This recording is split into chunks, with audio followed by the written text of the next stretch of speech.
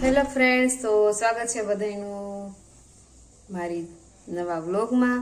અને આજે આપણે બનાવવાનું છે મકાઈ અને પાતરાનું શાક. તો મસ્ત એકદમ આપણે ગામડેથી ફ્રેશ મકાઈ આવી હતી, તો વિચાર્યું કે મકાઈ પાતરાનું શાક બનાવી નાખે. તો જો મકાઈને બોઇલ કરીને દાણા કાઢી લીધા છે એકદમ સરસ રીતે, અને પાતરા પણ એના નાના નાના કટકા કરી લીધા છે. અને હવે આપણાને બંનેને ફ્રાય કરવાના છે. તો સૌથી પહેલા તો પેન લીધી છે, એમાં હું એડ કરી દઈશ તેલ.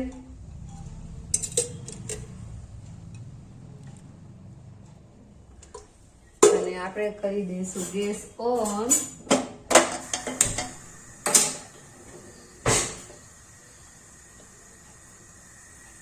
ઓકે, તો તેલ થઈ ગયું છે ગરમ, અને પહેલા તો આપણે છે ને પાતરાને ફ્રાય કરી નાખશું. એટલે પાતરા કરીશું તેલમાં એડ.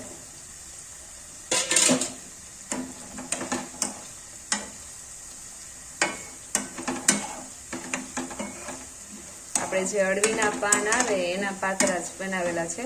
મેં તો આ રેડીમેડ અત્યારે લઈ લીધા છે,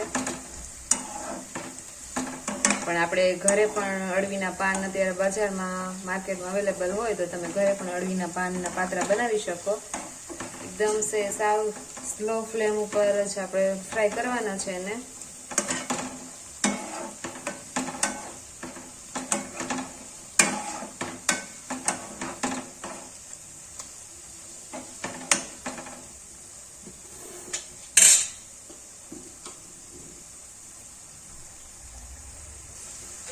ઓકે, તો આપણા પાતરા છે જે સેજ લાઇટ બ્રાઉન જેવા થઈ ગયા છે અને મસ્ત ફ્રાય થઈ ગયા છે. તો આપણે એને એક પ્લેટમાં પહેલા કાઢી લઈશું.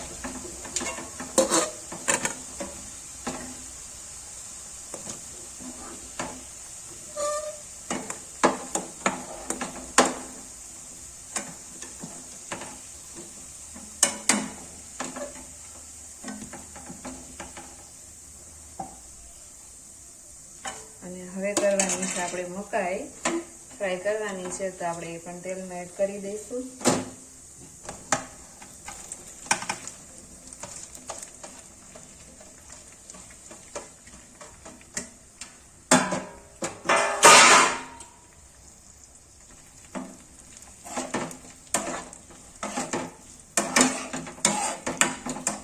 મકાઈ ફ્રાય થશે ને એટલે મસ્ત એકદમ ફૂલાઈને દાણો મોટો થઈ જશે ને એકદમ સરસ સોફ્ટ બની જશે.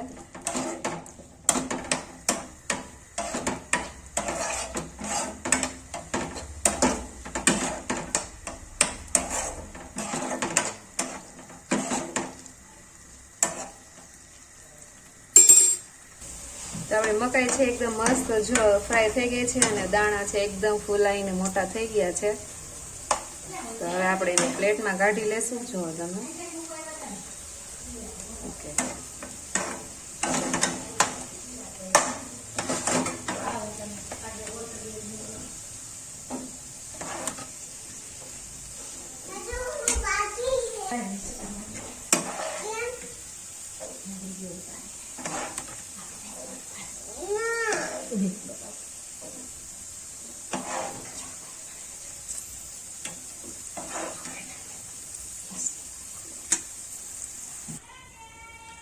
તો આપણા પાતરા અને મકાઈ જો તમે એકદમ મસ્ત રીતે ફ્રાય થઈ ગયા છે. અને હવે આપણે કરવાનો છે ગ્રેવીનો વઘાર. તો એના માટે જો મેં મરચાં, આદુ મરચાં, લસણ, ડુંગળીની પેસ્ટ કરી નાખી છે, અને ટમેટાની પણ પેસ્ટ કરી નાખી છે. અને આપણું તેલ પણ ગરમ છે ઓલરેડી, કારણ કે આપણે ફ્રાય કર્યું હતું એટલે. તો હવે આપણે છે ને થોડીક હિંગ નાખીને વઘાર કરશું સ્ટાર્ટ. પહેલા તો છે ને આદુ મરચાંની પેસ્ટ એડ કરી દેશું. ગેસની ફ્લેમ એકદમ મીડિયમ રાખીશું, જેથી કરીને એકદમ સરસ રીતે આપણી ગ્રેવી ચડી જાય અને દાજે પણ નહીં.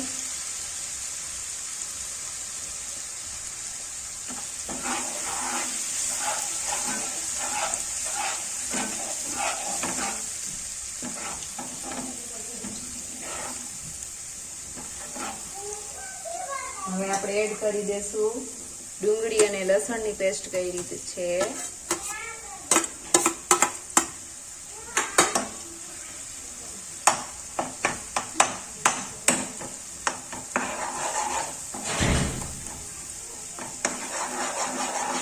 એકદમ મીડિયમ સ્લો પર આપણે આને ચડવા દેવાની છે, જેથી કરીને સરસ રીતે આપણી ડુંગળી છે થોડીક રહી ગયો છે તો ઓકે ચડી જશે એમાં.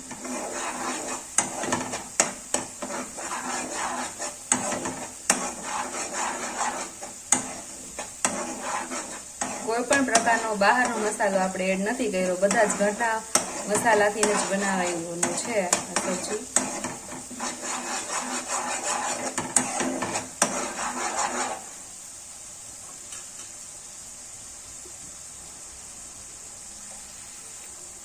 તો આપણે આદુ મરચા અને ડુંગળી લસણની પેસ્ટ જે કરી હતી એકદમ સરસ રીતે ચડી ગઈ છે ને. હવે આપણે જે ટમેટાની પ્યુરી બનાવી છે, આના માટે મેં 1.5 ટમેટું લીધું છે મીડિયમ સાઈઝનું.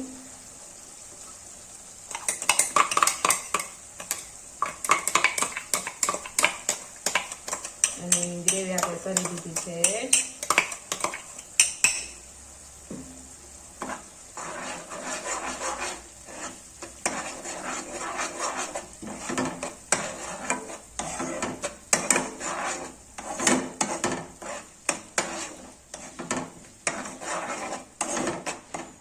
આપણે આને છે ને મીડિયમ ફ્લેમ ઉપર ઢાંકણું બંધ કરીને થોડીક વાર ચડવા દઈશું.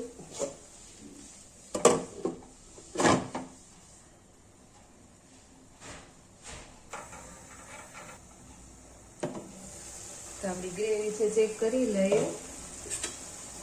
તો છે એકદમ સરસ રીતે મિક્સ થઈ ગઈ છે અને હવે આપણે બધા મસાલા છે એડ કરી દઈશું.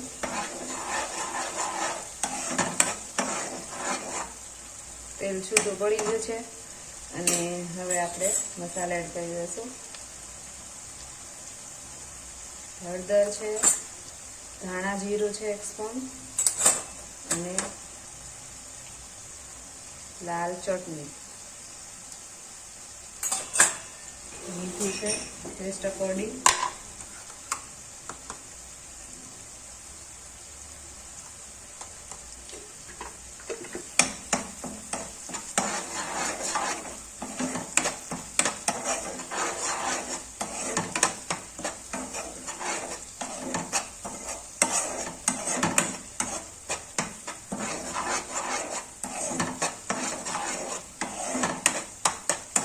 થોડુંક પાણી આપણે એડ કરીને પાછું ઢાંકણું થોડીક વાર માટે બંધ કરી દીધું, જેથી મસાલા છે ગ્રેવી સાથે પ્રોપર મિક્સ થઈ જાય અને તેલ પણ સરસ છૂટું પડી જાય. જોકે આમ તો તેલ છૂટું પડી ગયું છે, પણ મસાલા આપણે એડ કર્યા છે એટલે થોડીક વાર આપણે એને ઢાંકણું બંધ કરીને ચડવા દઈશું. થોડુંક નાખી દીધું છે પાણી મેં, જેથી કરીને આપણી ગ્રેવી છે એકદમ સરસ રીતે મસાલા સાથે મિક્સ થઈ જાય. હવે આપણે ઢાંકણ કરી દઈશું બંધ.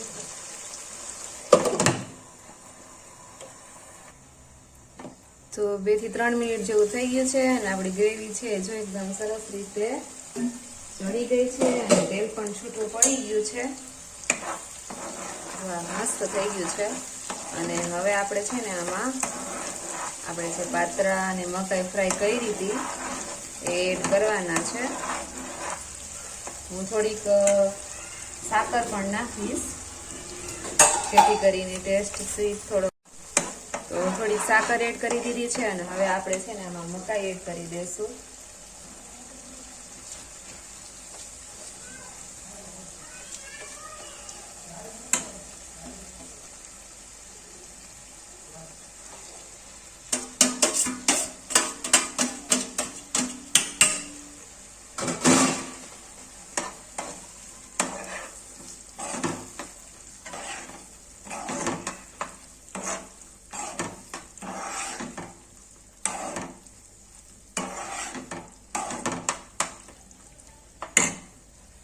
અને આપણે જે પાત્રા ફ્રાય કર્યા હતા એ પણ આપણે એડ કરી દઈશું આમાં.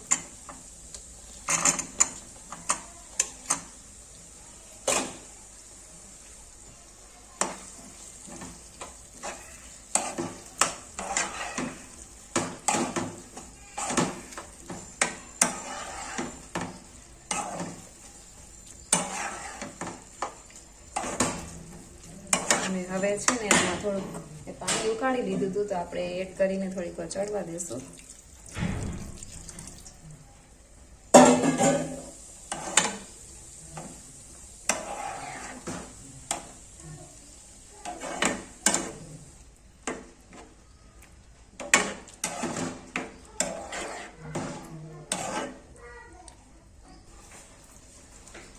થોડોક લીંબુનો રસ પણ મેં એડ કર્યો છે આમાં.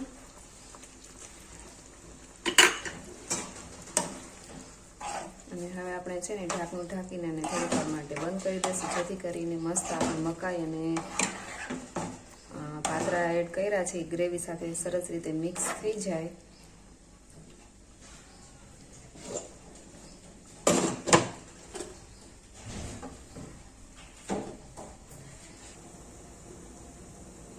તો આપણે 2 થી 3 મિનિટ જેવું થઈ ગયું છે અને હવે ચેક કરી લઈએ. મસ્ત જે એકદમ ગ્રેવી છે એ મકાઈ અને પાતરા સાથે સરસ રીતે મિક્સ થઈ ગઈ છે અને તેલ પણ સરસ છૂટું પડી ગયું છે.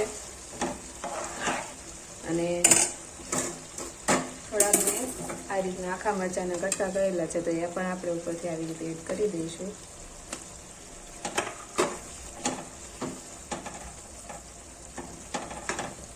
ગેસની ફ્લેમ એકદમ મીડિયમ જ રાખી છે, જેથી કરીને આપણું શાક છે સરસ રીતે ચડે અને નીચે બેસે પણ નહીં.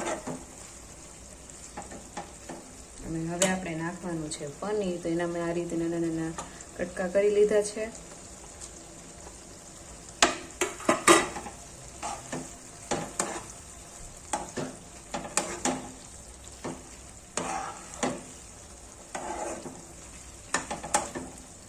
અને થોડુંક પનીરનું આપણે આ રીતે ખમણ કરી નાખશું.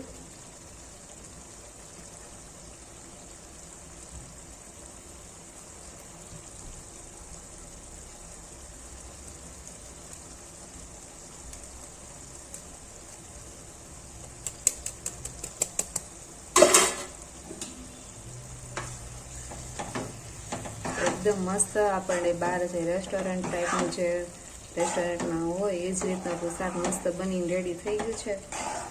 મકાઈ પાત્રાનું શાક. બહારના કોઈ પણ પ્રકારના મસાલા આપણે એડ કર્યા નથી, બધા જ ઘરના મસાલાનો યુઝ કર્યો છે. ગરમ મસાલો પણ મેં આમાં એડ નથી કર્યો.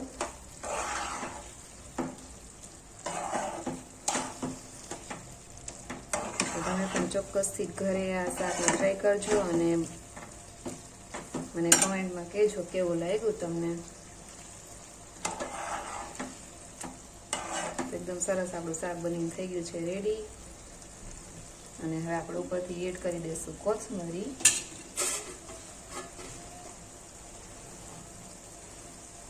ગેસ કરી દઈશું ઓફ.